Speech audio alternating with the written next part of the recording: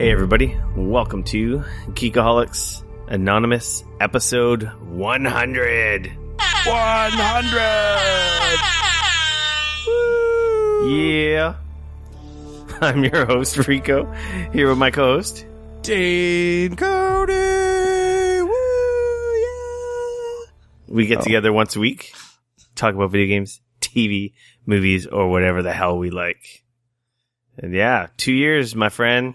Woo. That sounds so annoying. Very nice. I don't know what it is, but it's great. It's that bad rap air horn. Excellent. Yeah. Does that sound better? No, not really. 2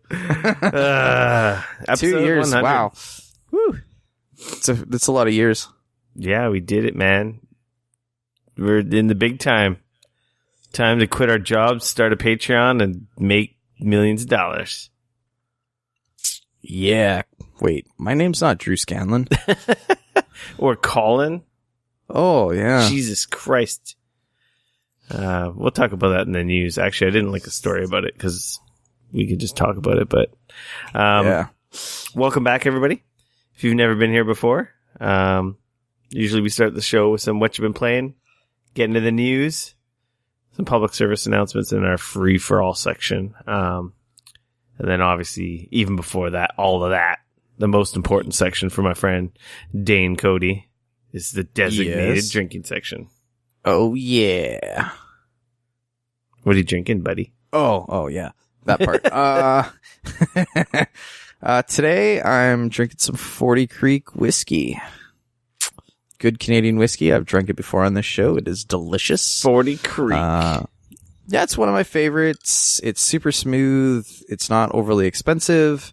It was rated one of the best whiskeys in the world, and it's won a bunch of awards, but it's not super crazy expensive, which is awesome. I like that a lot. Yeah, that's always good. Yeah. Plus, it's a good Canadian whiskey, so that's always nice. Support the, buy local. Canadian. Yeah, exactly. Like where? Do you know exactly where in Canada? It's made out east somewhere. I think it's in Ontario, actually. So, I am drinking iced tea because I forgot to grab a freaking drink. Dude, it's our 100th episode. You got to be drinking, man. I've got the famous turkey gross shit. My bottle of shit whiskey that I'm going to finish on this show.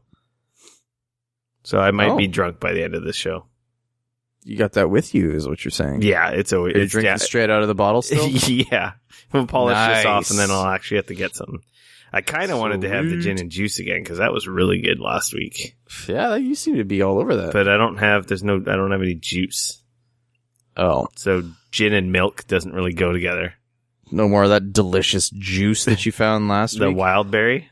Yeah. I have water and I have milk, so not so much. No, not so much. Not really your kind of mixers. No. I guess Kahlua and milk. I don't think I have Kahlua, though. Anyway. Yeah, fair enough. So that's what we're drinking. What you been playing, my friend? Well, not as much as I would like, but I have been playing... I played a little bit of Zelda Breath of the Wild. I had some friends over on Friday night because it was St. Patty's Day. Oh, yeah. Did you have green beer? We did. We went out. We had some friends that came out to the burbs from Vancouver. They come hang out here. We drank our faces off on Friday night.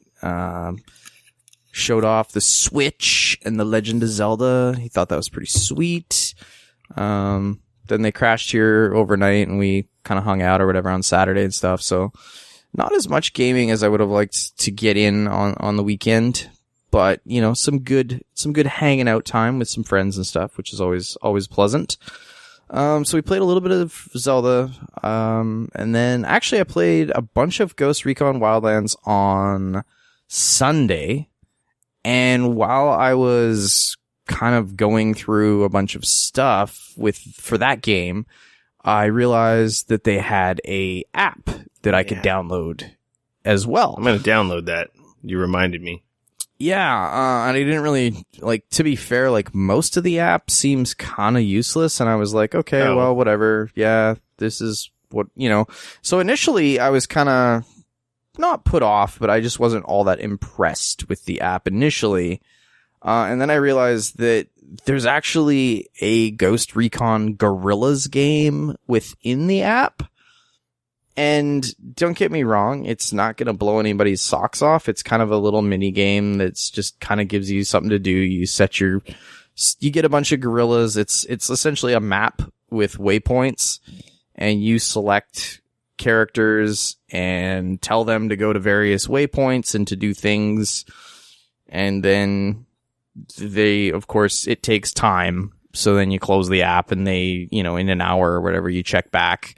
And they will have either succeeded on their mission and got some experience. Oh, so it's or like failed. assassin missions in Assassin's Creed 2.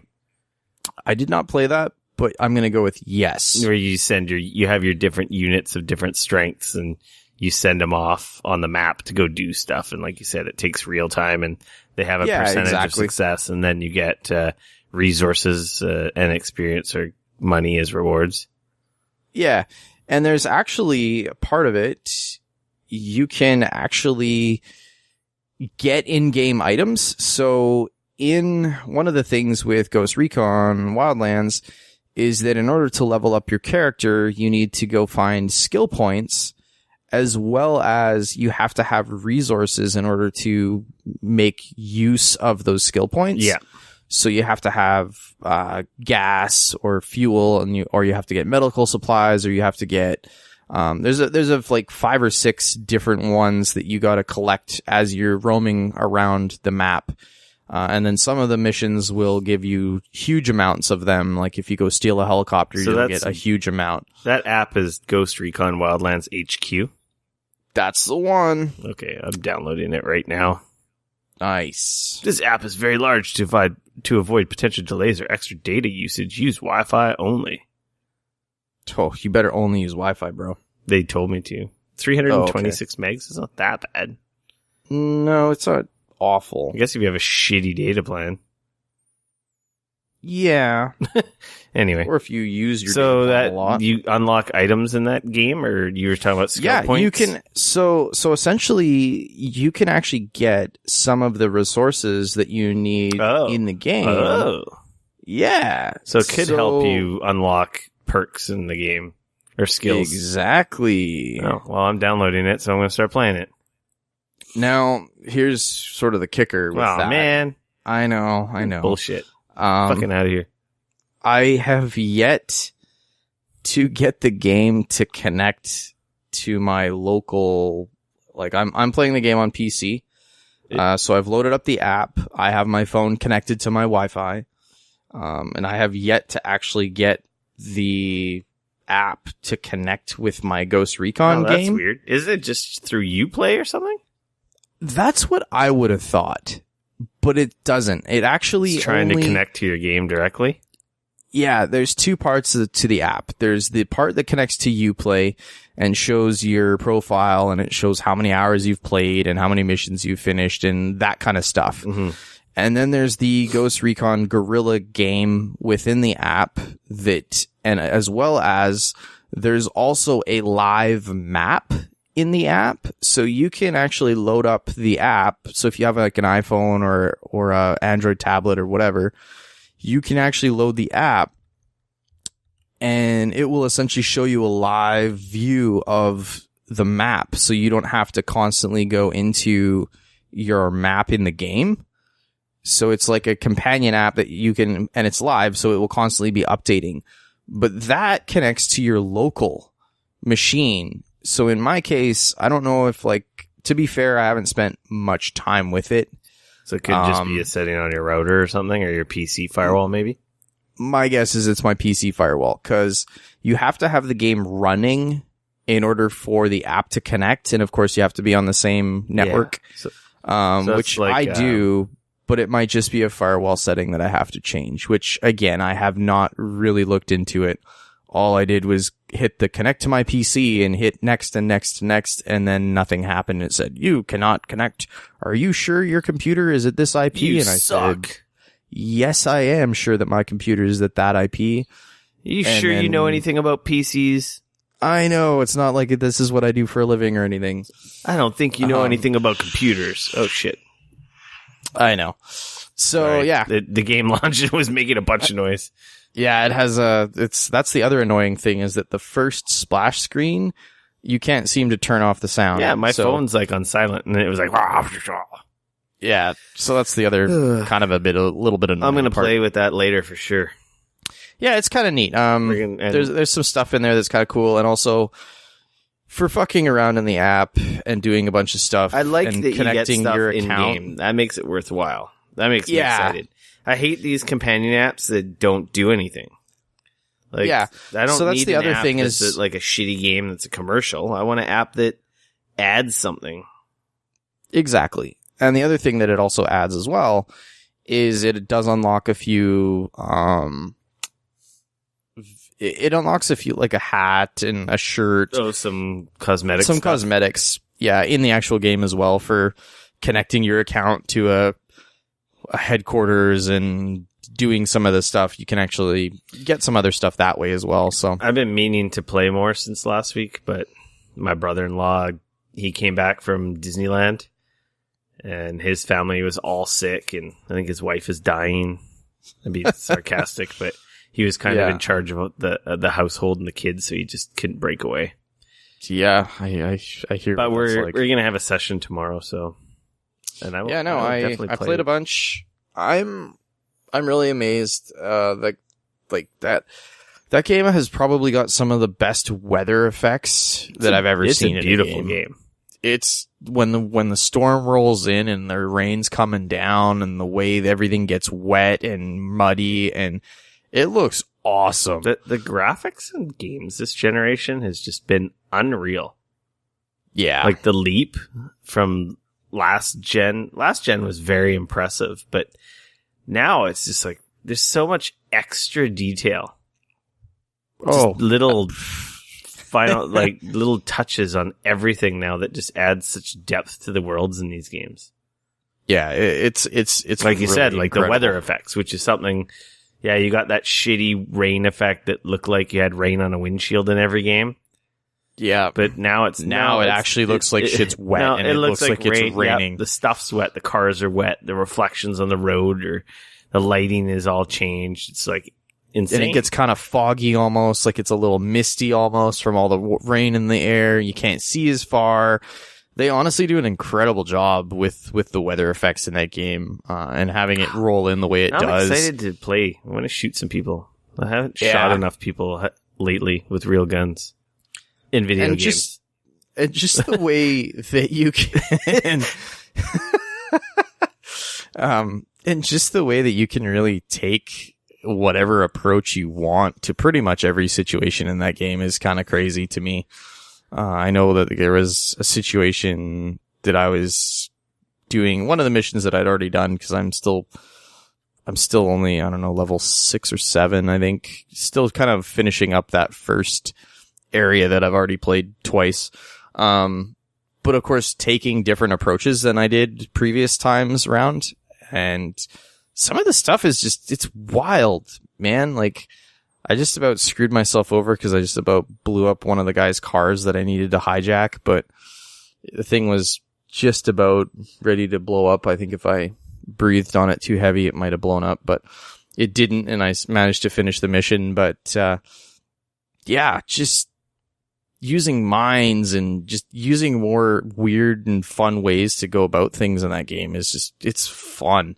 It is a good game. Like I said, when me and my brother-in-law were playing, I haven't laughed so hard in such a long time with the ridiculous antics we were doing. That's why I want you to play with us so we have more people, because I imagine it just ramps up the craziness. Oh, I think you're absolutely right. Yeah, no, it's great. And yeah, it's a fun. I don't know. Like I know it's, you know, some people have definitely been looking at various issues that the game may have, and I'm not arguing that those aren't there.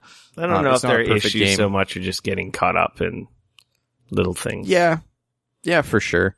But I know I'm really enjoying it, and I will definitely play through this, and I think it's a great sort of palate cleanser.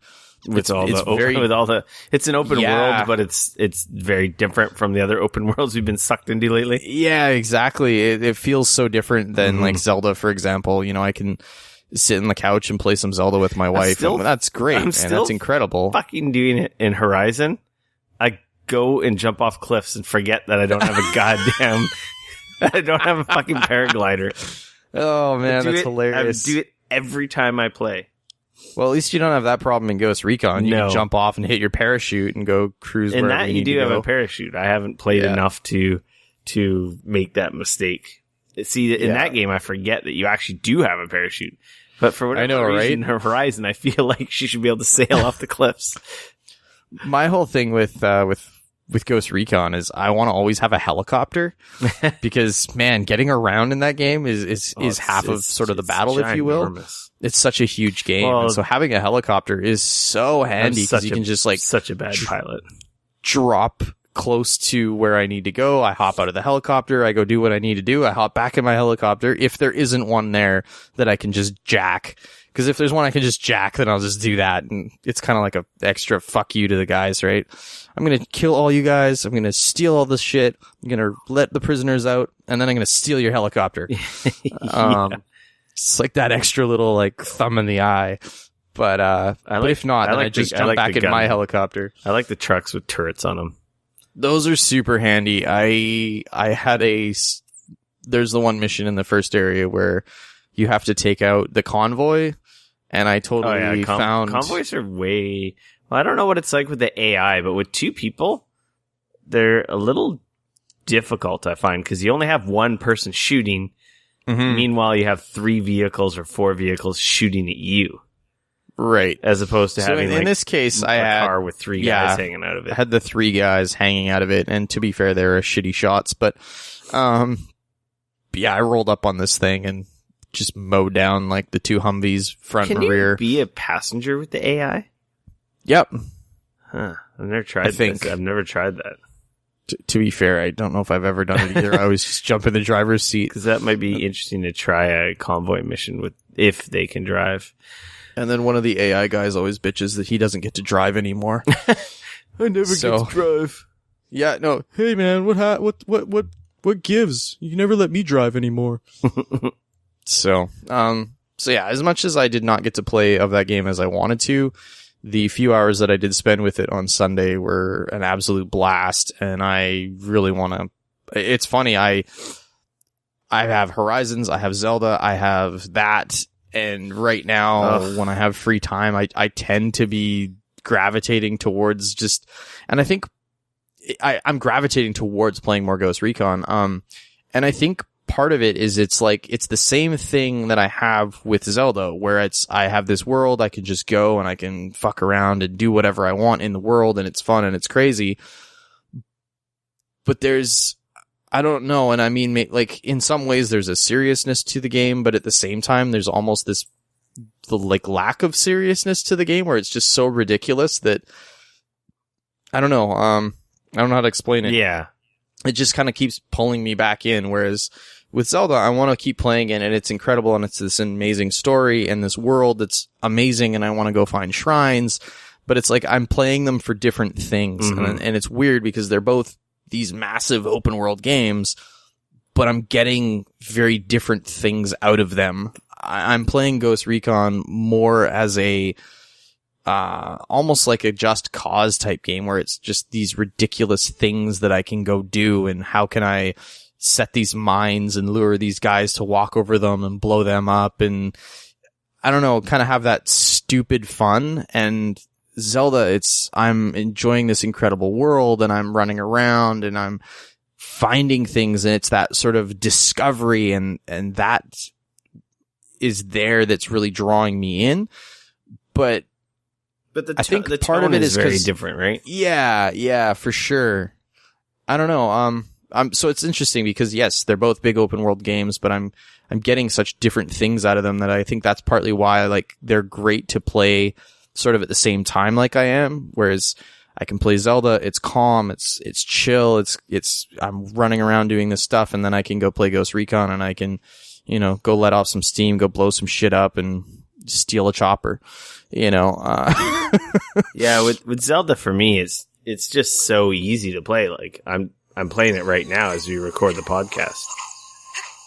Dude, come on, man! I thought we were professionals here. What the hell? I'm just kidding.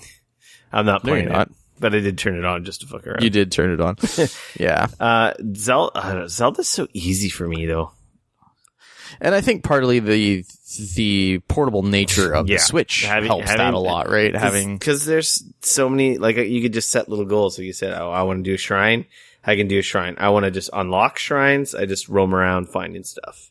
I want to fuck around and find the little guys that give you the seeds. There's 200 of those in the game. So I mean, you can. Isn't there like 900 of them? Sorry, 900 of them in the game. Yeah, that's like. So I mean, there's always one of those around the corner. Yeah, they're everywhere. Like you just walk around and you'll notice something that's like, hey, that looks different. Well, that seems a little bit off. Oh, guess what? It's a freaking guy. Yeah. So I can't. I've been having a hard time pulling myself away from that because it's so bloody easy to get into. Right. So it's like, no, I'm at home. I need to play console games. So I force myself to play some Horizon, or I force myself to play something else. Namely, I got Mass Effect Andromeda yesterday. It's sitting in my mailbox when I got home from work. Very nice. You picked it up was from not provided Amazon, to me. or? I purchased it from amazon.com. Oh, okay. With my pre-order, get your 20%. Pre-ordered with my Prime subscription, get my discount. Yeah. Very nice. Which is pretty sweet. It's like basically $20 saved. And you get it release day. So anyway, PS4, I started playing it. I'm super curious about that game. I've been hearing. I was like, before the game came out last week, after we recorded, there was a lot of posts on Twitter and, I guess because there was everywhere. A preview thing, right? Like a bunch of people got the game. Yeah, could play, people got the game few last hours. People got it last, I think maybe a week. Maybe even up to 2 weeks ago, like certain media. Right. And then last week, they had the EA Access, where if you had EA Access, you could play up to 10 hours. Okay. So you could essentially start the game and pick up your progress, yesterday or Tuesday when the game came out. Right. So people had started playing it. So the internet just blew up with these memes of like bad animation, and I'm like, it can't be that bad, like, because the Mass Effect games are pretty decent. They're very conversation heavy, and they're pretty bad. I feel like all the females are doing like talking, but doing like duck face. Oh, weird. Their mouths move funny, and everyone's got like the dead eyes. They kind of look like just bad animated puppets, kind of. That's kind of weird. Yeah, it's really weird because people complained about the animation in Horizon, and I think right. I remember that. I think Horizon, the teeth not moving with the lips or something like that was a complaint. I think Horizon is fine. It never bothered me. Yeah, I haven't seen anything in Horizon that makes me. Maybe if no one said anything, good. Maybe I wouldn't have noticed, but it does kind of. I can't help but feel like it is a little bit janky. I've heard, and I mean, again, I do not own the game. I have not been playing it. I've heard that it gets better as it goes on. I've heard that the beginning, for whatever reason, seems worse than the rest of the game. And like, I don't know if that's maybe I think because you become more used to it, or I've heard a lot or if it is better. I've heard a lot of chat with this game that's like, after the 10-hour mark, not something you really want to hear, is where this game really gets rolling and opens up, and a lot of the systems and mechanics are available to you. Right. So far, I've played for about 2 hours. So I've essentially just started the start of the game. The premise is kind of cool. It's, I don't know, spoiler alert. If you don't want to know anything about Mass Effect Andromeda, maybe you should not listen for 5 or 10 minits. I don't know. Skip ahead just a little bit. Yeah, warning if you don't want to know anything. But it's about the Pathfinder ship, or the Pathfinders, which they leave from Earth looking for new homes, like basically populatable planets. And this is, I believe, before the events of the other Mass Effect trilogy. If I remember correctly, this happens between Mass Effect 1 and 2. Is it? That's what I was reading, was that there was the end of Mass Effect 1. Okay, there's some like shit maybe that happens. the story happens And this happens 1 and 2, yeah, but I think but it's thousands of miles away in the galaxies and everything else, right? But I also think when they set this ship out, I think it's like along. I don't know. I got to get this straight now because I feel like this ship left Earth before the relays were a thing. Oh, okay. Because they've that been could in. be it. Because at the start of the game, they say they've been in cryo sleep for 600 years. So I'm wondering if so maybe they've woken this game up. Technically launched well before anything happened in the Mass Effect universe, But it's happening but the events of the continually. game happening in between 1 and 2. Yeah, I think That actually makes a lot more I sense think now. that's how it goes. But so technically, these guys are unaware of how much the human, race has progressed space travel wise. Because with the mass relays, they can jump around the galaxies, right? Right. Whereas in this, I think this ship left before that stuff existed. Because I swear to God, they said they've been sleeping for 600 years, and yeah, they get to this. Events happen. They get to this planet and they're like, well, a lot can happen in 600 years. This looks different than when we left, right? Right. Like 600 years, Interesting. a lot can happen, right? Yeah. So anyway, yada yada, events happen, game opens up. It's Mass Effect. Mass Effect 2, Mass Effect 3. It's like your cover-based shooter with, your biotics, your Mass Effect space powers, space magic, or whatever you want to call it. Right. I haven't gotten into, there's the 3 trees, there's a shitload of abilities, so I haven't even really touched any of it. There's like a research, you have your multi-tool, you can scan stuff with it in this game, which you can do in the other ones. Oh, okay. Interesting. I don't know, what do they call that thing? Is it a I have no multi-tool idea. or is it something else? I've only played about 3/4 of the first Mass Effect game. I didn't play the second or the third one. Second one. My plan was to sort of jump in on Andromeda, thinking like this is kind of a clean break. It's the start of something new.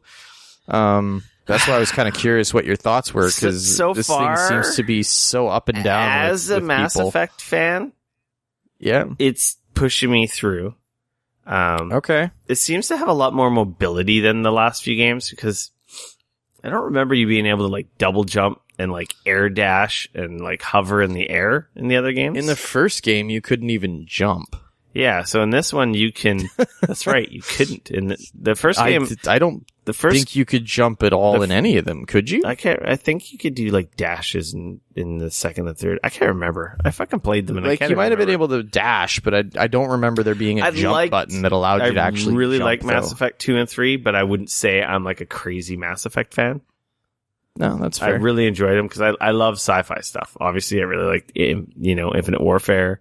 I like sci-fi. I don't know. Sci-fi really gels with me for whatever reason. I think it's just the curiosity of what if. Like, I'm fascinated by that.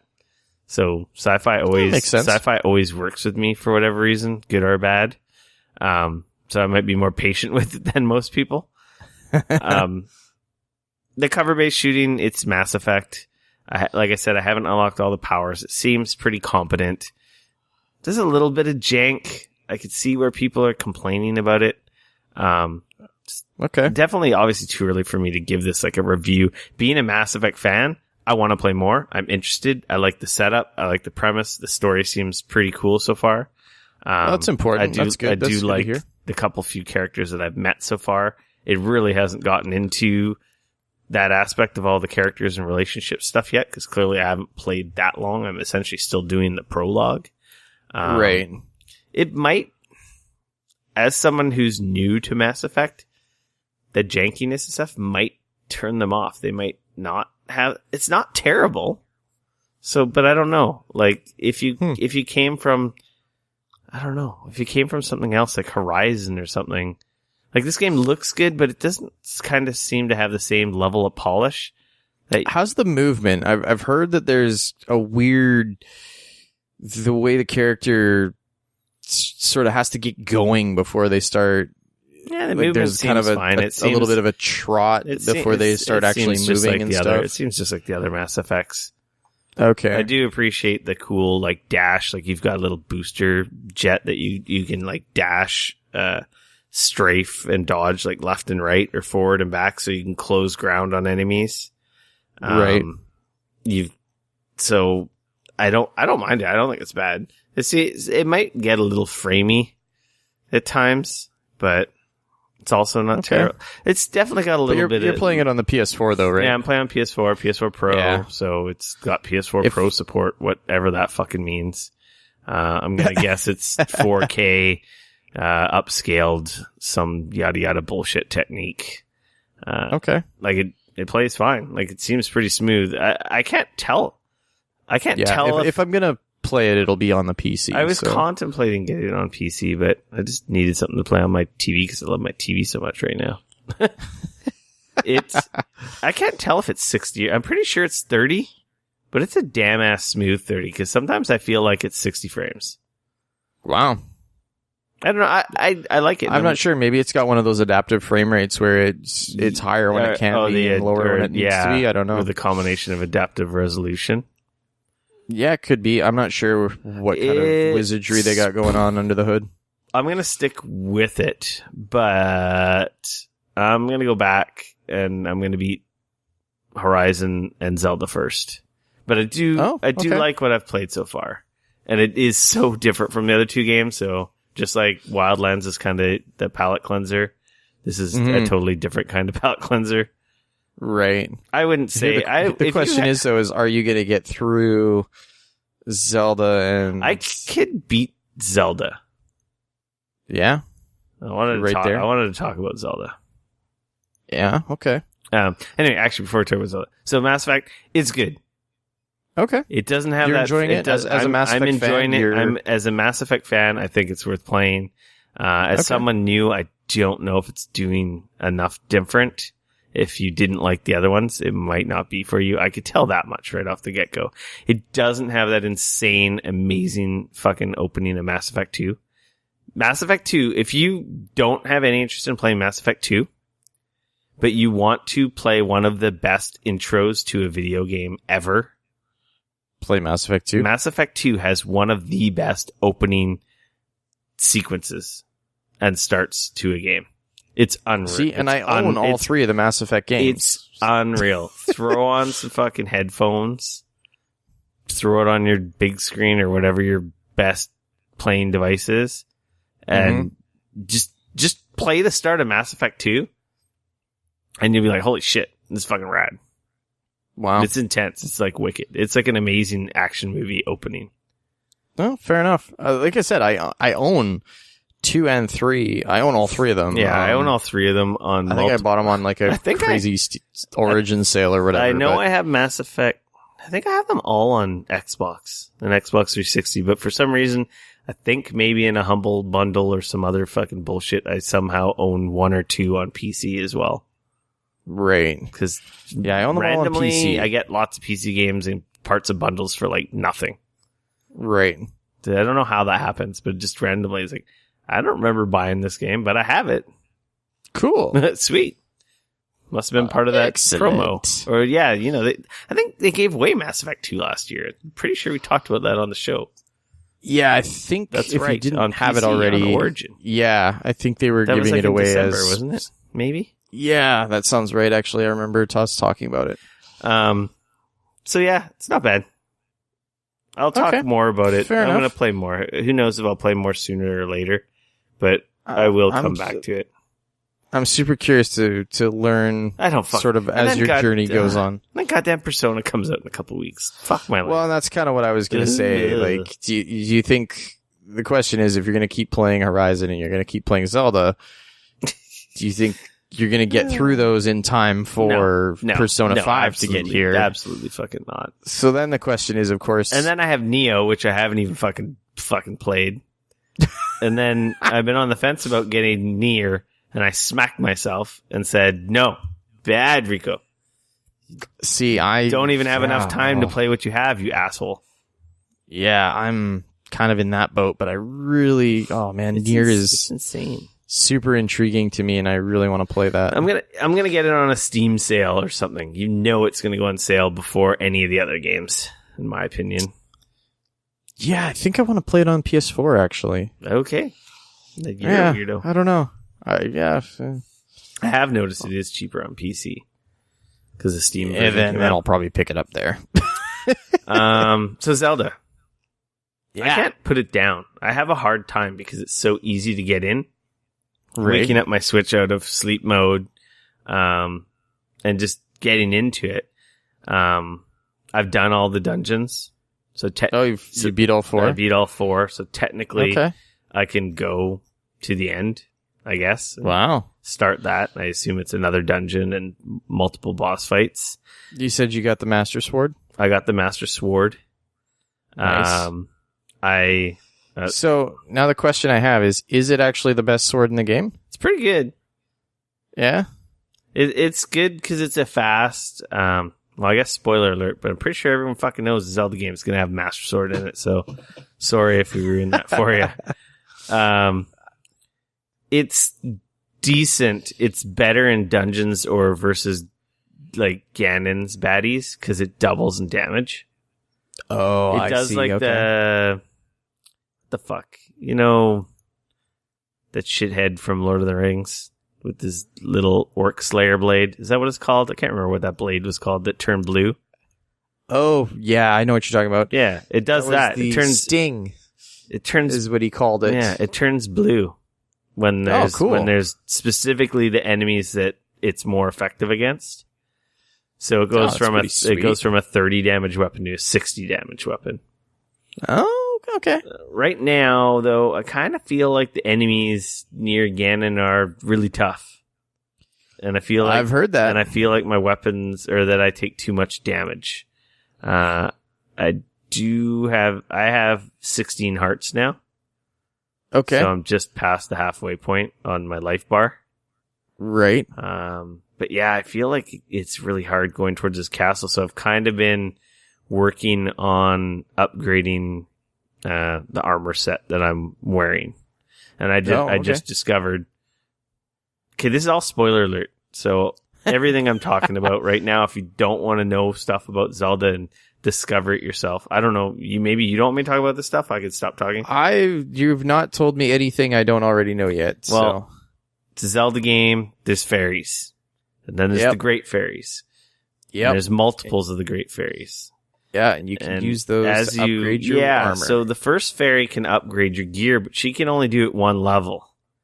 Oh, okay. And then the next one can do it the next level, and then the next one can do it the next level. And I'm not sure.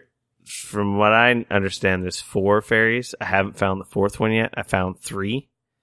Yeah, there are 4. So essentially, one at the sort of the first town, and then which they kind of allude to because they want you to find it, right?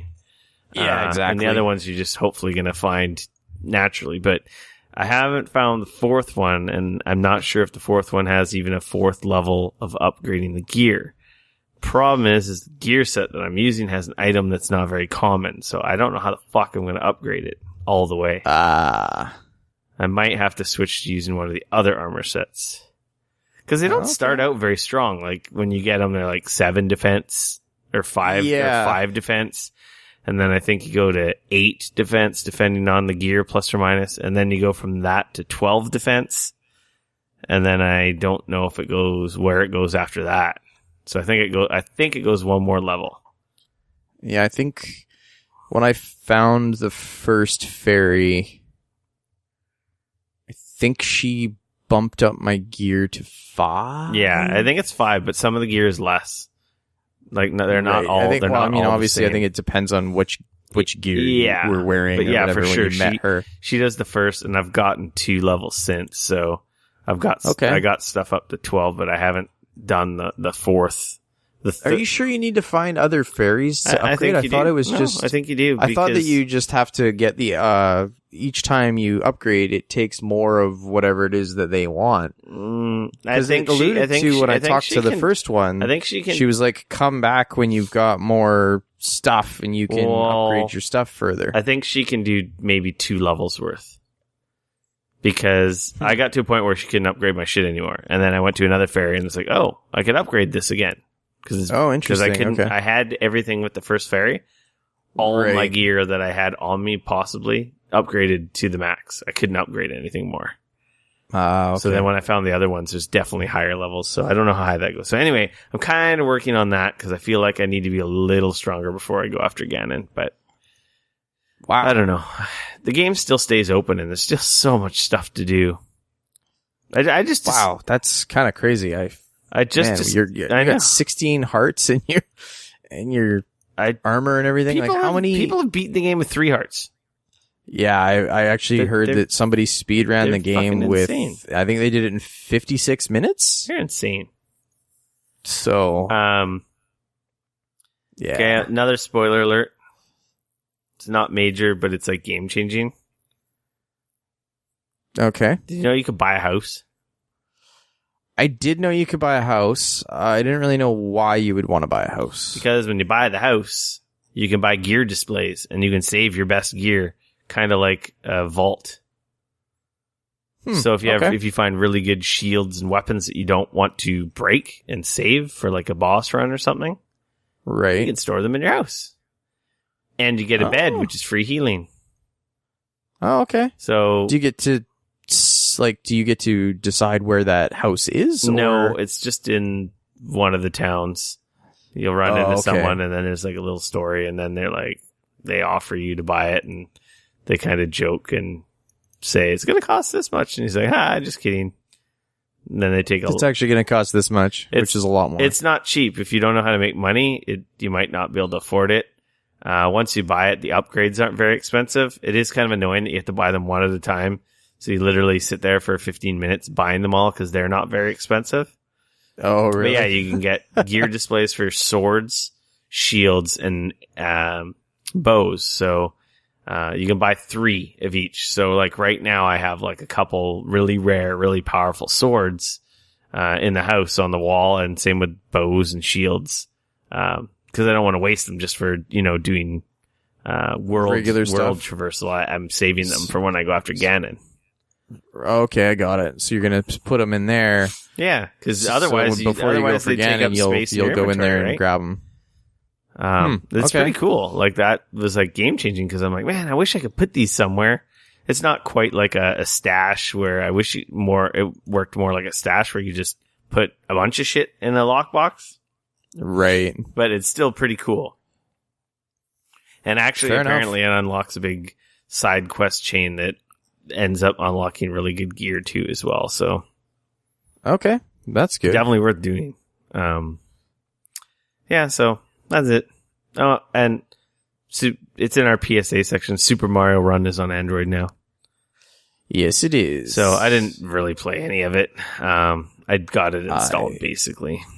I downloaded it and I played essentially all of the free content. Yeah. And I'm on the fence as to whether or not I want to buy it. Yeah, it's... I feel like it's a great little thing. Like if I'm sitting somewhere and I want to like waste 5 minutes, I feel like it'd be great for that, which is exactly kind of what I want on my mobile game. Yeah, on your phone.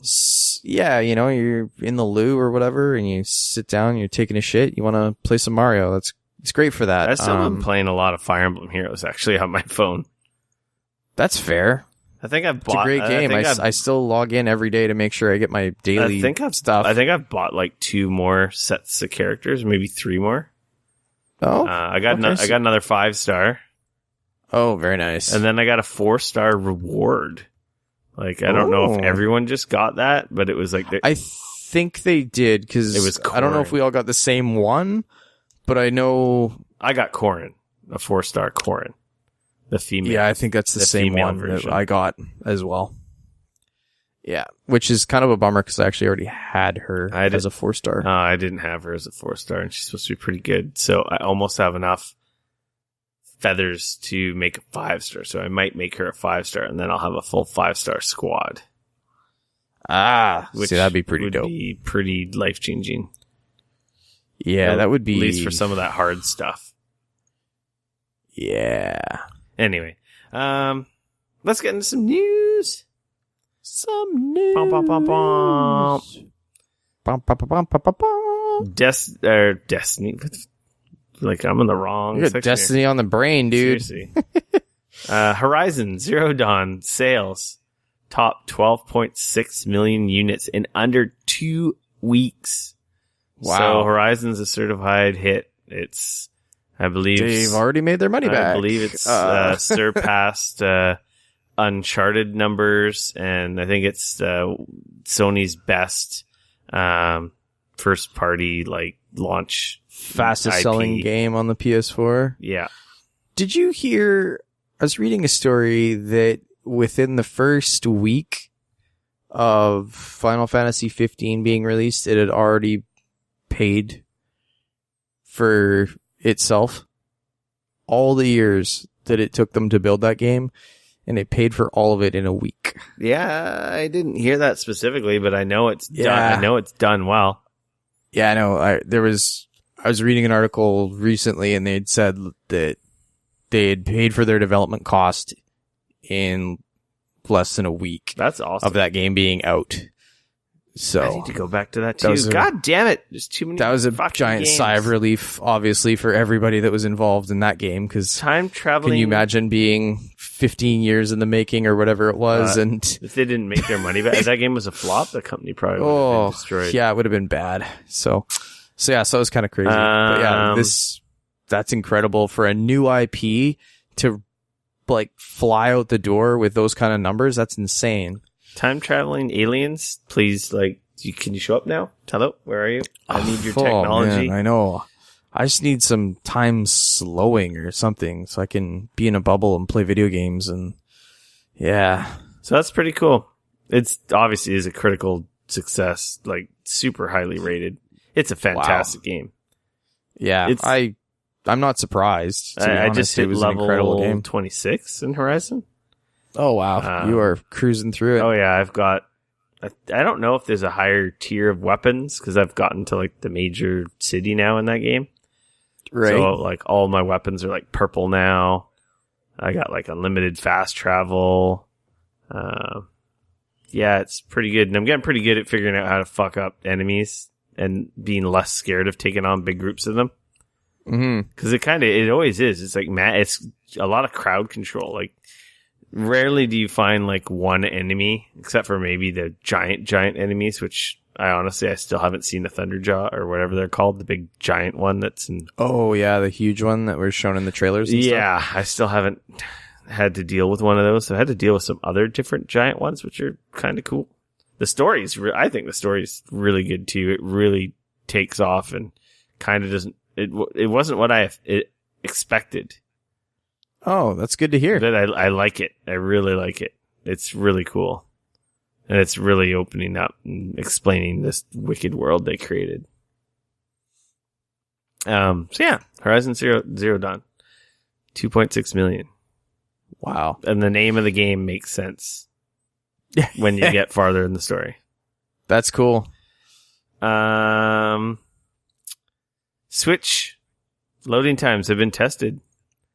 Yeah, I was looking at Digital Foundry. Obviously, the guys, Frame Rate Masters, testing everything, went and tested various loading times. SD between cartridge, internal, and the SD card. Yeah. So internal is the way to go.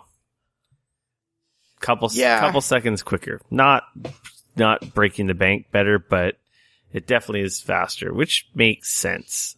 In some instances, it absolutely makes less sense. than a second. In some of the other seconds, there are other instances it can be as much as 5 seconds in Zelda. Right. When loading, like fast traveling between different shrines. So, but SD cards perform a smidge quicker than actual cartridges. So that doesn't surprise me. Yeah, it's almost as fast to access, I guess, as the internal. You also have to remember too, I mean, there's another article cruising around where they compare various SD cards. Yeah. And it kind of gives you an idea of how much it can change depending on what type of SD cards you have. Because some SD cards are much faster than other SD cards. Yes. Which is going to change dramatically. I know I bought, I think it was no, I can't even remember what I bought for my Switch now. I want to say it was a 200. It might have been I'm tempted to pull it out now. Dang it. Don't pull it It's out. either a 128 or a 200 gigabyte card, but it was I think it's a SanDisk, and it's one of the SDXC ones. I have a Which 64 is gig supposed to be faster. that was lying around. Mm-hmm. I wonder if I could pop it out while the power's on, or if it's going to have a meltdown. I don't think it's one of the crazy extreme or anything, but Well, if you don't have anything on it, it's probably fine. there's nothing on it because I have the game stored internally because I got the game before I had the SD card. Right. Anyway, so yeah, if you have a Switch, there you go. Now you know, and knowing is half the battle. Exactly.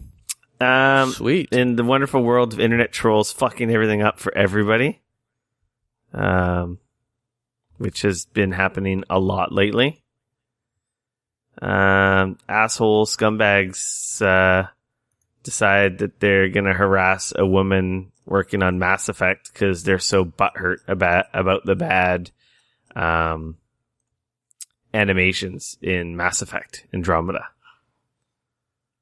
I'm not gonna lie, this one pissed me off, man. Yeah, so so there's a girl who, according to EA, used to work for EA, and she was an animator or somehow involved with Mass Effect, and I don't know how or why, but some internet troll at some point found her name and just, I think it might have been on her LinkedIn that she was a lead animator for EA, and I think, if I remember, that they got her name from that, and they decided that she was going to be the scapegoat for this whole animation not being awesome in Mass Effect Andromeda. And so they called her out by name and splattered her all over the place because apparently only her and all by herself is apparently now a thing that happens on the internet. And of course, all of their freaking followers latched on, and they went to town in a horrible way. People were saying, I hope you get fired. You should be ashamed of yourself. I mean, I'm not going to go into detail with all of the shit that people were saying, but I mean, she was getting threats on her life, through other people that I know. Really, some of my best friends actually, are personal friends of hers. So I heard a bit more about this whole situation from them as well. And I mean, it was getting to the point where she was considering getting the police involved because she was getting threats on her life. yeah, no doubt. I don't know what the fuck is going on, but people need to realize it's a fucking video game. It is not worth anybody's life, or you can't treat people like that. It's, as far as I'm concerned, that's unacceptable. I don't care how badly this person supposedly, quote unquote, wrecked your video game. It's a fucking video game, and I don't care. That's unacceptable in my opinion. Yeah, and on top of that, you're one person. I mean, how many hundreds of people are probably working on Mass Effect? Probably thousands of people are working on Mass Effect. And I know that she was working on the game, but she was definitely not the lead animator. She works in Vancouver. The studio working on Mass Effect is in Montreal. Yeah, so clearly they did some motion capture contract work for the game. Yeah, I have no idea. Yeah, it was a crazy thing. But ultimately, I really hope that it sounds like apparently there's this guy, Ralph Retort.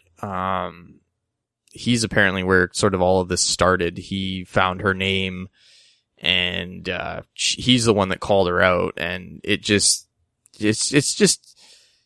if you're that guy, you're a dick. Like, you're a fucking asshole, and you really deserve all the bad shit that's going to come your way, because I don't know, I believe in karma, and I'm not saying that, you know, that's pretty, I think that all the bad ridiculous stuff, like, yeah, it's like, she worked I don't know, on it, but she ain't responsible. No kidding. Like, if anything, you really need to, like, I don't know. Yeah, it's like, I don't even know. This gets me so going that I don't understand this. Like, you cannot hold one person responsible on a game that's got thousands of people working on it, that they're the one. If anything, you should be angry at the producer of the game, or you should be angry at other people who are way higher up in the chain than that one person is. They're the one that signed off on it being acceptable enough to ship. You know, she's one person working on it, and she may or may not have even been involved with other people who she had control over. Like, we don't know. All I know is that it's an unacceptable thing this day and age. If you've got hundreds of thousands or possibly thousands of followers, and then you go call somebody out like that, you're an asshole. Yeah. Like, that's a dick. You know, it's unacceptable. It should not be allowed. And I don't know, like, I understand that people get upset and they feel that they're very strongly and they're very passionate about these things that they love. But, like, seriously, it's a video game. Yeah. This is not ruining anybody's lives. You know, and to go and then harass somebody to the point where they more or less need to quit the internet and possibly call the cops and be worried about their lives. This generation of it's not cool, man. This generation it's of entitled, really not cool. Entitled and angry about everything, and it's someone's fault, and it's just not even justified. It makes no sense. It is infuriating. Yeah, I didn't realize that. Yeah, she's been on Mike and Stacey's shows and stuff, right? Yeah, like she's stupid. Yeah, and clearly and she's not the person in charge. No, exactly. So, needless to say, BioWare came out. They said, you know, they had a statement. They said recently a former EA employee was misidentified as a lead member of the Mass Effect Andromeda development team. These reports are false, for one. We respect the opinions of our players and community and welcome feedback on our games, but attacking individuals, regardless of their involvement in the project, is never acceptable. Yeah. And I completely agree. So, I don't know. It just makes me angry that somebody who has a following, especially that seems to be a somewhat... tweets people fucking text. Holy shit. Oh yeah, they're very bad. Very, like, the type of stuff that, you know, yeah, it's just, it's fucking like I said, I'm not gonna go over here, but, you know, people telling her she should go die, and people saying all kinds of sexual bad crap. Yeah, I don't know. And apparently she works at EA Labs and not even for, for BioWare. It's a whole, like I said, either way, unacceptable. Doesn't matter if she did. I guess my point is that even if she was the person that was completely and utterly responsible for all of that animation, it's still an unacceptable thing to do. That's, I guess, my point. Yeah, apparently fucking assholes bullied another female involved in Mass Effect 3. Like, Jesus Christ. How do these guys, like, think this stuff? They get so crazy with these made-up stories that it's like it belongs to them. Like, they own it. It's a weird disconnect. Yeah, I don't know. You can't just, like I said, can't you just be like, I don't like it, move along, vote with your wallet? I guess not. Like, there's got to be something wrong with you mentally to even jump to the conclusion to harass creators. If you don't like it, you turn away. That's the civilized thing to do. You have the right to not like it, but you don't have to go out there and fucking burn the world down because you don't like something. Especially when it's something that it doesn't matter. Yeah. I don't know. It's fucking ridiculous. It's shit like that sucks because it just makes creators not want to create. No, and you can't be point? yourself. You're walking on eggshells. You can't say anything. You can't make a fucking joke, which is the newest thing. Like we talked about last week. Like one of my favorite content creators had to quit something he created because of a fucking joke. Because of a freaking dad joke. Mind you, that one's a little bit deeper, and we kind of touched on it last week. Mind you, sort of curious about so it. But this to me is like very cut and dry. It's different. Somebody was involved in a development. That development went a certain way, and somebody called that individual out. This is just straight up internet troll harassment, Gamergate. Yeah, this is just absolutely harassment, and it's unacceptable. No. This is the type of stuff that we as gamers need to hold ourselves and our friends to a higher standard. It's the overreaction. This internet overreaction. It's like with Colin last week. This whole outrage culture. Yeah, it is where outrage people freak culture. out about nothing. Like last week with Colin, he made a joke. As a consequence of his joke, the pressure made him quit his job he created, that he's a huge part of. Now, mind you, he's gone on to do something else, and I actually think he's freaking going to be doing way better. I think, to be honest, I feel like what he went on to do suits him where he's at. It's his true passion in his life better. You know what pisses me off about the whole situation? I kind of have lost a lot of respect for the Kind of Funny group, and I don't know if I can actually support them anymore. Because I saw he went on Dave Rubin's show again after the tweet and had a discussion.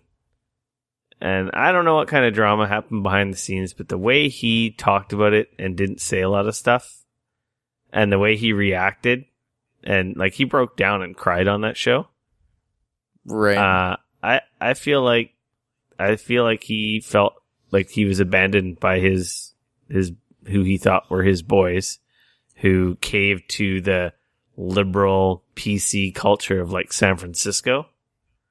And I know he wanted to always do his own thing, and this pushed it over the edge. But at the same time, I think he felt abandoned by his should-be brothers.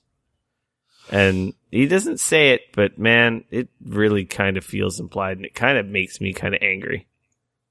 Yeah, I mean, I think we talked about this after the show last week in regards to that. And I think that you also got to understand, though, that there's a business at stake there. And yeah, but if you make a dumb joke, it goes so much deeper than that, though. And I mean, and we talked about this last week. It wasn't the problem wasn't the one-off joke. The problem was that this had happened before and was seemingly continuing to happen, mixed with the and he even admitted sort of right-wing he's like, stuff that he was getting into. He said he stepped away because it's like, okay, it happened again. It was going to happen again, and it was going to it was just going to happen again and again. It's inevitable. So yeah, I feel it was best, but at the same time, I feel like I think that was ultimately the issue where it was. I think the issue was, though, that they had sort of built a brand on a certain thing, and he was such a different thing. You should watch the second interview he does with Dave Rubin, if anyone cares. Because his language and his emotion says so much to me that's why I've like kind of changed. Like I kind of really don't have a lot. Like they were my favorite group, and I kind of don't have any motivation to listen to their stuff anymore. Which they were my favorite, hands down, group of content creators on the internet. Yeah, so like it's gonna be interesting. For me, I'm definitely not as much as invested as you are in it. Yeah. Like I listen to some of their stuff from time to time, but I'm not nearly as heavily invested. So I think I'm a bit more. They're the group that motivated me to like make a podcast. Yeah, like that's how big. Bit like, more of an outsider like, looking that's how at the whole big picture. Of a deal like this is to me. Like so, people might not understand, and some might, but like they're like one of my biggest motivations. Them and Giant Bomb, hands down.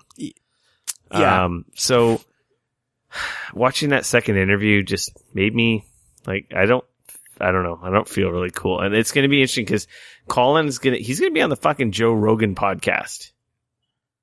That's probably one of the biggest podcasts in the world, hands down.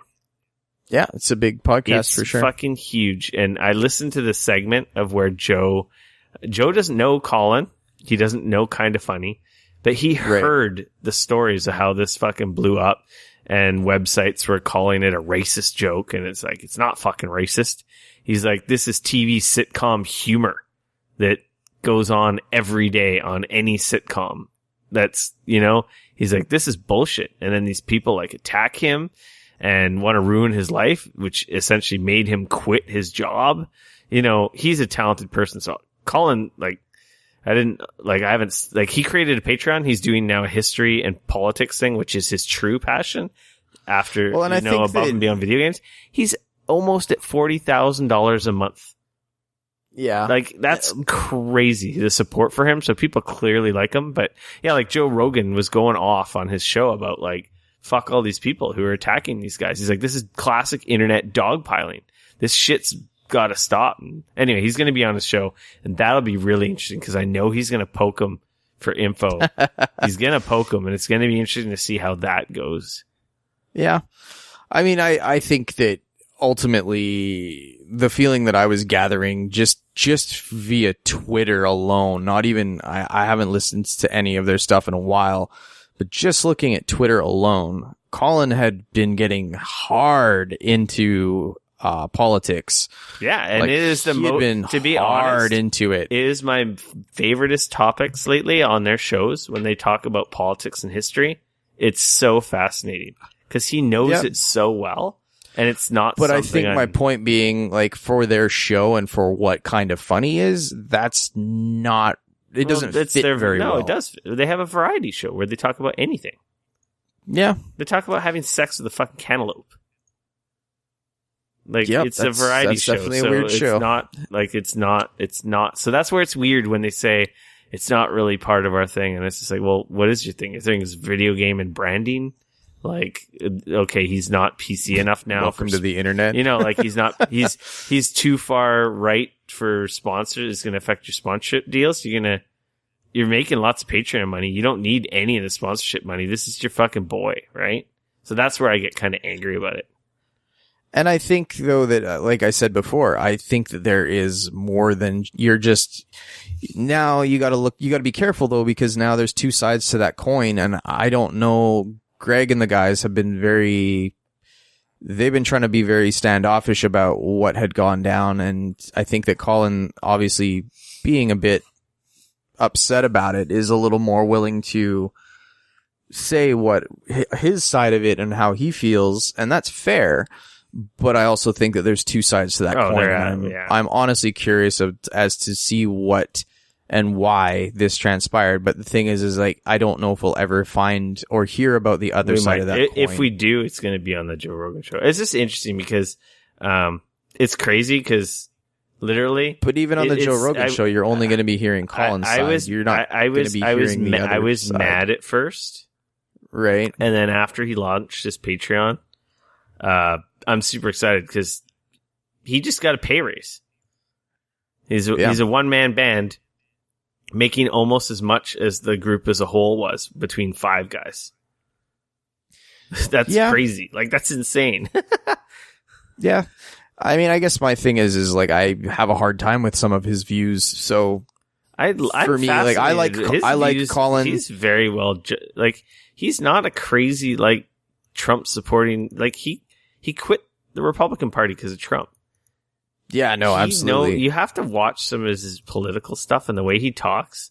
It's fascinating. He makes me interested in politics and discussions about politics. Yeah. You should watch. Or at least American politics, right? I'm not a huge politics guy, but like, if you're ever bored, you should definitely check out the Dave Rubin episodes that he does on YouTube. And I think it's funny how many Canadians are super interested in American politics, but could care less about their own politics in their backyard. Yeah, because no one talks about ours. I get it. Yeah, I get it. It's because I don't know if ours are not nearly as exciting, obviously. Yeah. Well, but we're also kind of amusing. We're a more, Canada's ahead of the curve on a lot of issues, right? Like, we have healthcare and we have lots of stuff that's legal here, and we're not stupid about the obvious issues, whereas they're fucking stupid down there and disagree on the dumbest things. Yeah. And it's like... Give it another 10 years and you'd be surprised at what Canada's turning into. Yeah. I think watching the gong show that is our neighbors south of the border sometimes affects people in weird ways that maybe otherwise wouldn't have. Let's get this train back on the tracks. Sorry for derailing it there. No, it's all good. Yeah, internet trolls, fuck off. Just that's a dick move, fuck man. Off. Just go create something with all that energy. Go do something constructive. Dare to dream, man. Like, Jesus Christ. Bottom line is, if you harass anyone, or you threaten anyone, or you're so angry with someone that you don't have the balls to go to their face and say it, just don't say it at all. Just don't. Think about it. Yeah, especially when you're going out of your way. Like, this person was not even in your life at all. Your opinion is not law. It's not right. That's your opinion. Yeah. We're all wrong. And it all doesn't matter. And it's all bullshit. And we're all going to be underground one day. So fuck, who gives a shit about what you think? About animation. Or what someone said. You know? Yeah. Ridiculous. It's fucking ridiculous. Yeah. Moving along. For Honor will cost you over $700 in microtransactions for all unlocks. Or 2.5 years to earn them. Wow. So apparently For Honor unlocked some new emotes and cosmetic stuff. And apparently the currency and the grind is just freaking ridiculous. And some guys did the math to figure out how long it would take you to earn it if you were legitimately to play the game. Right. So yeah, there's the math. $700 or 2.5 years playing it, grinding to unlock it. I'm like kind of like glossing over this here, and that's to unlock each character and all of their customizations in the game. So there's 12 characters and all their fucking ridiculous. Oh, it's crazy. There's no doubt about it. I'm not arguing that. I don't know, like, this to me, when looked at like that, looks really awful. But I guess the question is does it matter? No, it doesn't matter, but it's fucking you've got a problem. Like, come on. That's just stupid. Casual players who play 1 to 2 hours, 5 to 7 days a week will never reach this goal. Will never. Completing orders / half contracts will get you roughly 1,000 steel, another roughly blah, blah, blah, blah, blah. So that's 915 days to get absolutely everything. I mean, but again, this is all stuff that can be changed. They could be like looking into balancing it. Apparently, I don't know. I think they've lost a lot of players. I think that microtransactions on PC cheating is like rampant in this game. Oh, really? So they've literally lost like over half the player base within the first 2 weeks. Wow, that's brutal. Yeah, I think they got. I think they need to work on there. I think that cosmetics and stuff are one thing, and I think that putting that stuff behind microtransactions, I'm totally fine with. It's fine because I don't really care whether or not I have a bright green beanie. I don't care either. I don't. Or you know what I mean. What bothers me is if I don't know how much of this is things that can help you win in the game, though. That's the question that I have with this. Is it's not really in this article, and in, he's talking about all of the unlocks and stuff. Well, how much of those unlocks are essentially useless and they're only cosmetic, and how many of those unlocks are actually things in the game, like new swords or new hilts or new, things that actually make you better at playing the game or hit harder or have better armor and those types of things. And that's where my question is. Do you get what I'm getting at? Yeah. Because, like, to me, I could give a shit about the cosmetic stuff. So if 3/4 of the stuff, if it's going to take me 2.5 years to get all the cosmetic stuff, I could care less. Yeah. That's fine. I, by all means, put as much, cause like honestly, how much would it take you to play League of Legends to unlock all of the characters in that game? How many years? Probably about 2.5 at this point. There's like 100 characters and you have to play. But you know what I'm getting at, right? Yeah, like, but that's so the thing. my question is like, are these? That's also a free to play game with, like you said, almost 100 characters, not 4 characters. 12. Well, there's 12 characters in the game. Yes, there's 12. I guess you could say classes per se, but that ain't 100 fucking characters. There's 4 characters per class and there's 3 classes. Yeah, so yeah, but I'm just saying, you get what I'm getting at. I know. It's just, I don't care about the $700. I care about come on, like, let people unlock shit at a decent, I think you should, it's like Overwatch. Yeah. In an Overwatch session, you get a loot box. Yeah. You may get something good, you may get something bad, but it's like you earn something every session. So yeah, probably. You get the enjoyment of the game, plus you potentially get some added bonus. So you feel like you got something for the time you put in. I feel with a grind like that, it just, I don't know, it just makes me like, I think that they probably need to sit down and rethink. Yeah, I'm pretty sure their situation as far as all this stuff goes. The amount of negative stories, not exactly what you want. So I'm pretty sure they're probably going to adjust that. Yeah. Dark Souls 3 gets a PS4 Pro patch next week. I think it's next week. What does that do? It makes the game fucking awesome. Oh wait, it already was awesome. It will see an increased frame rate for gameplay on PlayStation 4 Pro. March 24th. Yes, frame rate, and I think there's some other stuff, but yeah. 2 new maps added. Yeah, their final DLC. There's a bunch of fixes and changes.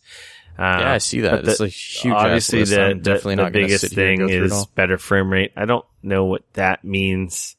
I think maybe it may have dropped below 30. They don't say anything about it going to like 60. So maybe it's just going to have less dips and just be overall smoother. I have played Dark Souls since I've got my PS4 Pro. And I didn't notice it playing like shit or anything. I didn't play it with boost mode. Yeah, I heard that originally it was the same or worse on the PlayStation 4 Pro. Then I heard in boost mode, it definitely helped the frame rate be more smooth. So I'll be interested to find out what this does as far as that'll increasing the frame rate out the day after the patch comes out. And just, Jesus Christ, my fucking pile of shame is just getting ridiculous. There's a little bit of a lull coming up, so you should be all right. Bloodstained Ritual of the Night is now a Nintendo Switch game. If you guys don't know what this is, it's from the Koji Igarashi who used to make the old school Castlevania games on DS, 3DS and so forth, which are like some of the best Castlevania games in my opinion. I own them all. They're on my shelf behind me. So he did a Kickstarter for Bloodstained, which is basically a spiritual Symphony of the Night, in the vein of Symphony of the Night. It's a Castlevania type game. It's a new game, but it's that 2D puzzle platformer Metroidvania. So they just announced that they've canned the Wii U version, which absolutely makes sense, and it's coming out for the Switch. So so if you kickstarted it, cancel or you can switch it over to the Switch. Yeah. So that game I don't think comes out till next year, which is poo. I wish it was out sooner. It was supposed to come out this year. It was actually supposed to come out this month, but it has since been delayed till next year. Yeah. Which I'm not really surprised. So Nintendo says their JoyCon wireless issues were caused by manufacturing variation. Now I wonder, they're talking about that moving forward, this will not be an issue. It's been addressed and corrected at the factory level. Apparently there's an easy fix. Take a little piece of conductive foam and put it in the left Joy-Con. I don't really want to take my controller apart. Apparently that is literally what they're doing. You can send it in free of charge, and they'll make the adjustment. I kind of wish they just send you a new controller and you send yours back or proof of purchase, but that seems... I don't know. I haven't had the issue, but I play like 6 feet away from my Switch and I have a Pro controller, so I never pull the left Joy-Con out. I've only ever played with the Joy-Cons connected to the console, so this has literally never been an issue for me. It's never been an issue for me, but by the sounds of it, because they're saying they addressed it at the factory level, I wonder if it's like your Switch came from this assembly line and yours came from this one, where it's like I could have it and you could not. Because that's kind of true. I don't know. Because like a lot of the early systems that Press had, everyone seemed to complain that they had it. Now I haven't like covered my Switch Joy-Con and gotten my body in the way to reduce the signal and done that, because that's not how I would fucking play. But yeah. Anyway, so that's been fixed. So maybe right now it's a 50-50. We shared a link of all the Mass Effect scores. They really range from 9 to 5. Yeah. They're mixed. I'd say they're more positive than not.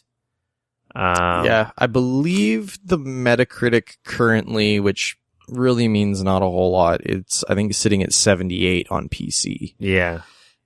Which is the highest out of the 3 systems. Which is not terrible.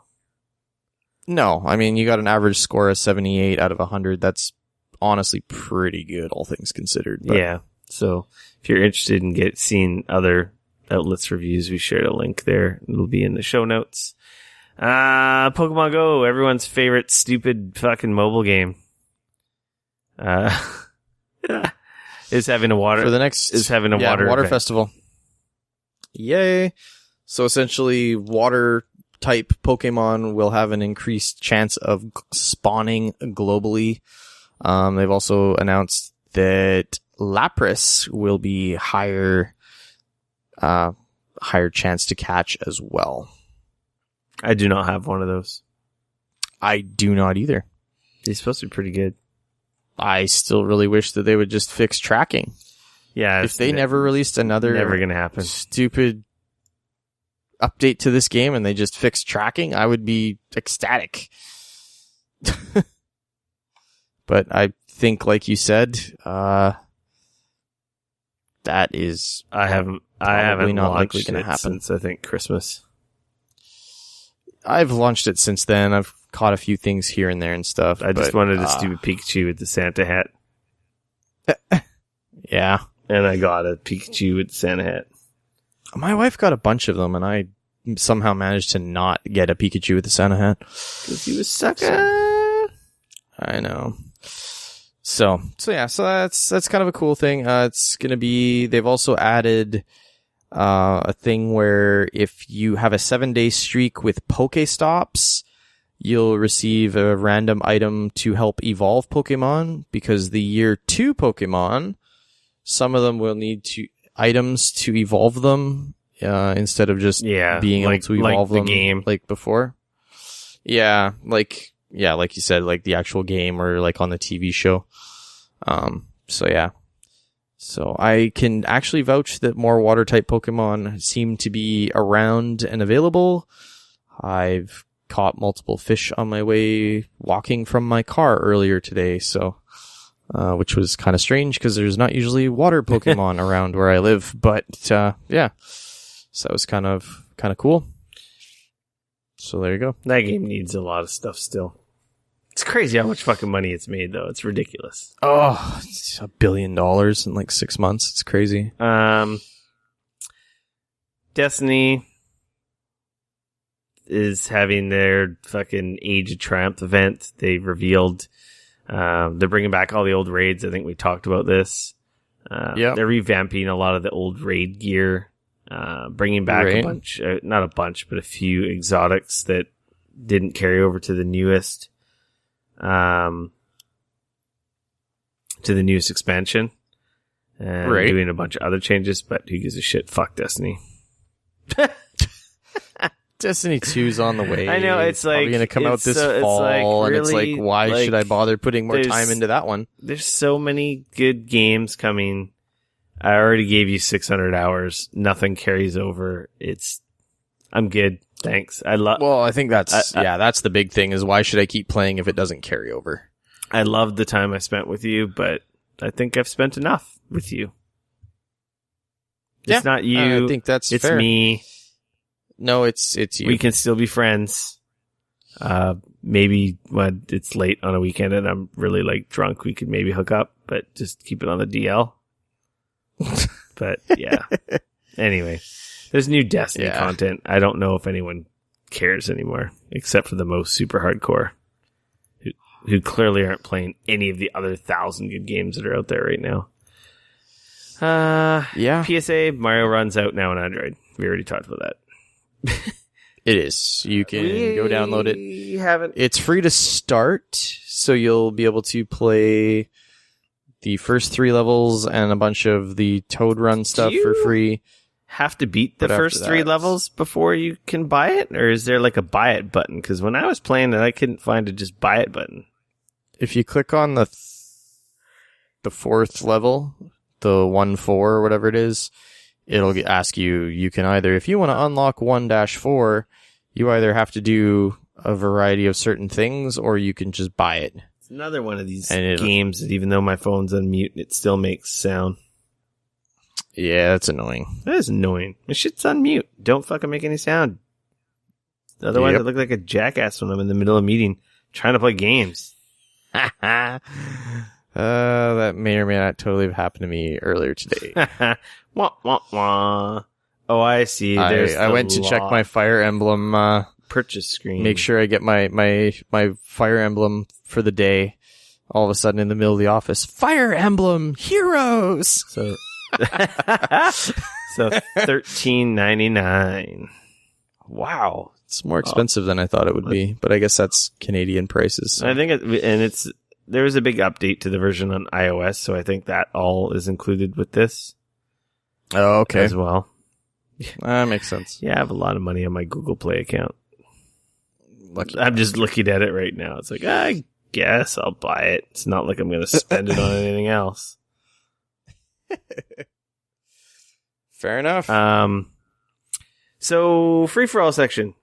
We haven't talked about movies in a long time. We've been really fucking bad. Dude, there's so many movies that I want to watch really, really bad right now that I have not managed to get my ass to go see. I have not seen Logan yet, which I really want to see. Logan as well. I didn't manage to see John Wick 2, which sucks because I really want to see that. I've been hearing incredible things about the new Beauty and the Beast movie. If you happen to be a Disney fan, that came out last weekend. And it made $220 million on the first weekend, which puts it into the 7th highest grossing weekend of all time. People like that Beauty and the Beast. Yeah, it's kind of blowing up. That's like I said, I really want to watch Logan. God damn it. I know. I've been trying. Like I said, there's so many good ones right now, and I have yet to be able to see them. Soon, That's this week. Oh, Ghost in the Shell comes out on Friday. I know. Just stop. It's too much fucking content. I know. Can't even keep up. It's too much. You don't even have an excuse. Yeah, no, I do. It's called life. Yeah, I know. It's my excuse. I've been wanting to watch it, but my wife wants to watch it too, and that's what makes it like double difficult. Oh yeah, for sure. Man, right? We don't trust our crazy parents with our kid. We do. We do. I'm just kidding, obviously. Yeah, fuck. I really want to see that. But anyway, I did watch a few movies over the last week. I watched Moana. Is that how you pronounce it?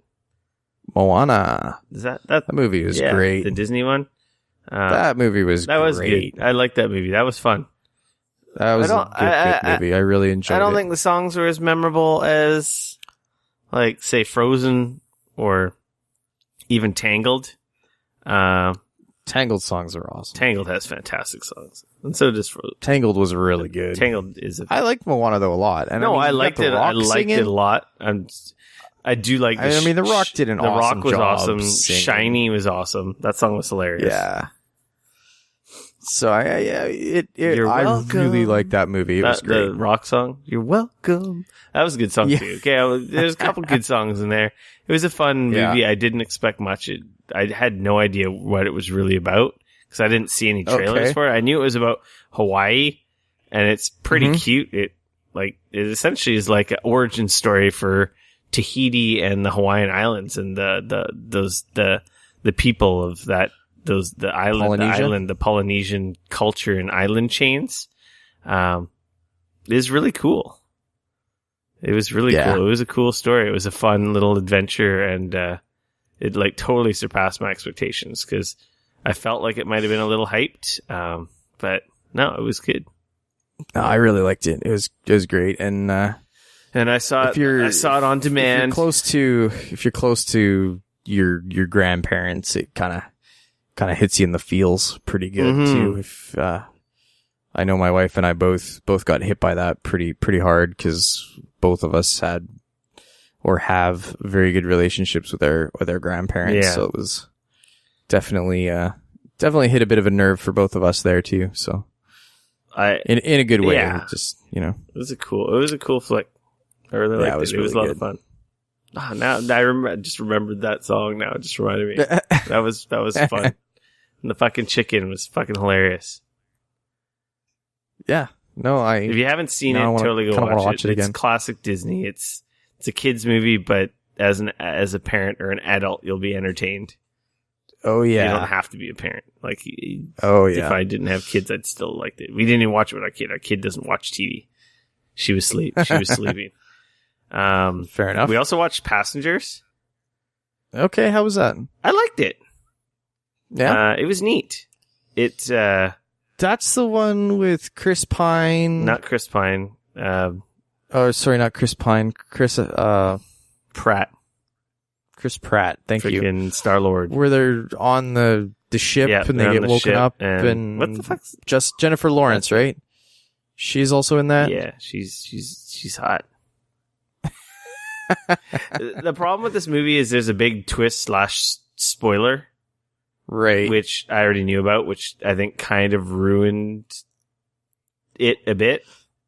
Well, I mean, they showed. I felt like they showed an awful lot in the trailer. They show a lot in the trailer, but I don't think they show or reveal a pretty major story point. And I don't want to talk about it because I think I would have liked the movie better had I not known.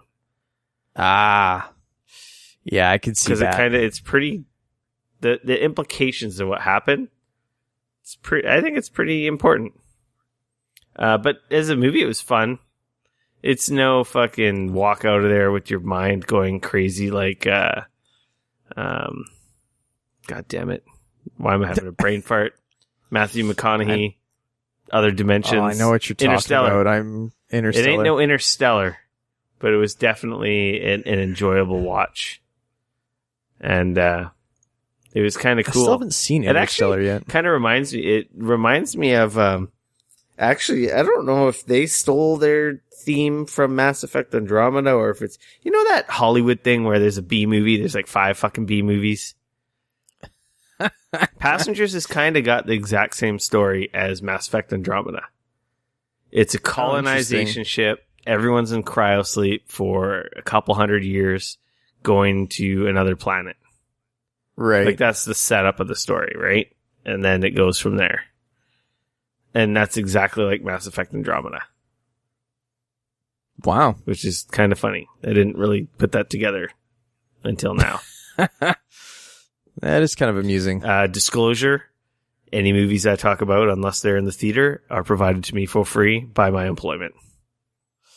Fair enough. I think most people already know that. I don't pay for video on demand. One of the nice work perks of my job is I do get access to those for nothing. Fair enough. I do not pirate movies, so.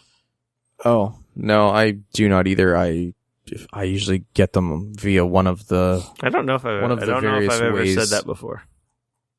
I may have alluded to it before. Oh, my wife and I, we watched Still Life with Pets over the weekend. What? Still Life with Pets? I totally butchered that. The Life of Pets? Yes, Life of Pets. Okay, I was like, Thank what you. the fuck are you talking about? There's a book on my bookshelf that says Still Life of Crows. It's an amazing book, and that's funny. for some reason, I added the still in front of Life of Pets. Funny.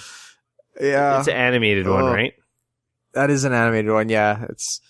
The premise is that It's they the make Secret the Life of animals Pets. kind of Is come that to what it's life. called? Secret Life of Pets. Thank you. Sorry. Man. Still Life with Pets. Yeah.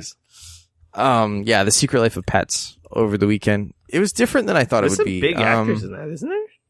Yeah. It's one of those whole premises of what your pets do when you're not at home kind of an idea. Yeah. Or at least that's kind of what we thought it was going to be. And it does touch on that a little bit.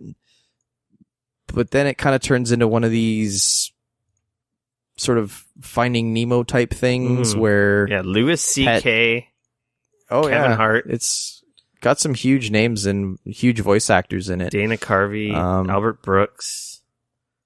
So it kind of turns into this whole pets leave the house, shenanigans happen, trying to get back, etc., etc., etc.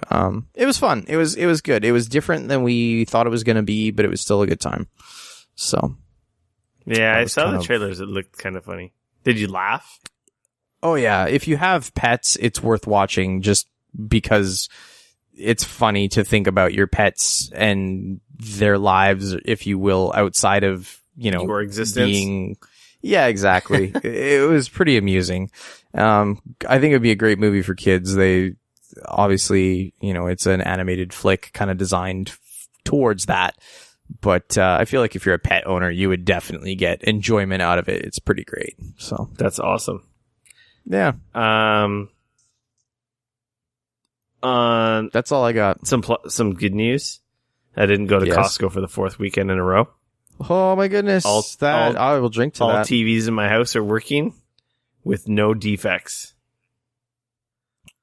Did you check all your monitors too, just in case? Yep, nothing changed with my monitor. Oh, okay. Everything's all good there. Just your acceptable amount of backlight bleed for an LED panel or LCD panel. So everything's okay there. Fair enough. I, over the last year, just had some bum luck with displays. Yeah, no I've kidding. never had to put so much effort. I think my wife is ready to fucking kill me. Like, literally. Like, you hate going to Costco on the weekend, let alone going 3 weekends in a row. Oh, Costco's the worst on the weekend, man. I hate going to Costco the best of times. But yeah, even I just don't want to go to Costco. Like, I love their deals, but it's goddamn lineups. And I don't know, Costco just brings the worst out of consumers. Like, everyone cuts you off in their shopping carts. They're fucking stupid driving down the middle of the fucking road, fucking it up for everybody. I don't know what it is. Every time I go to Costco, I want to murder someone. There's some fucking asshole who's just oblivious in their own world being a jackass every time. Fair enough. Little side note, sort of breaking news, if you will. Ghostbusters PSVR game launched today, unexpectedly. Something that wasn't even announced. So a new Ghostbusters game has launched on PSVR called Ghostbusters Now Hiring. Is that Ghostbusters is it that experience thing they did? Yeah, it's the virtual reality title places you in the shoes of a new poltergeist catching recruit. Apparently it's an episodic series that opens with an entry called Firehouse. The plan was to put out chapter 1, see if people like it and see what they want. We can add chapter 2 and keep going from there. So yeah, it apparently was announced and released today. So don't know if it's any good. It's apparently $7 American on the PlayStation Store. I don't know if it's available yet in Canada or not. This article only mentions that it is available in the US, which chances are that means it's available in Canada as well. Kind of interesting. There is a trailer. I have not yet watched it. kind of an interesting thing. I could see that being really cool in VR. Using the wands and stuff. Yeah. I feel like that would be a pretty cool use of VR. If it doesn't totally suck, because let's be honest, the last Ghostbusters game that they released was pretty bad. So yeah. So that's kind of a late breaking, interesting, I'll have to look it up. Yeah. I don't know. I have too many goddamn games. Dane? I know. Yeah. I think that's an episode 100, my friend. Dude, episode 100. 2 years. Here's to 2,000 more. Cheers. And thanks everyone for sticking around and I'm bumping my microphone. That's all right. With my glass, but nothing's happening. It's all good. Clink. I'm drinking. Here. Woo. There we go. Cheers to you and everyone listening. And to you, my friend, and to all of our awesome listeners that have kept us going for 2 years. Yeah. Here's to another 2 more. I said 2,000, man. They're gonna figure out the life freezing fucking thing. The thing that stops decomposition, and we're gonna go for a really long time. Because in 2,000 years, that's when the asteroid hits. Oh. But I could do 2,000 more. Yeah, I'd be cool with that. Yeah, I'd definitely be cool with that. You can follow me on Twitter at RickF, no K, RICF. You can always come bother me on Twitter at Dane Cody, at DAYNECODY. Follow us on Twitter at Geekoholics. Subscribe to us on YouTube at Geekoholics. Like us on the Facebooks at Geekoholics. All the social medias. Yes. And of course, rate us on iTunes or any podcast app that you subscribe to us that allows ratings of any sorts. And yeah, we like that. It helps us get more listeners. Absolutely. I'm going to say until next week, we are out. Later. Peace.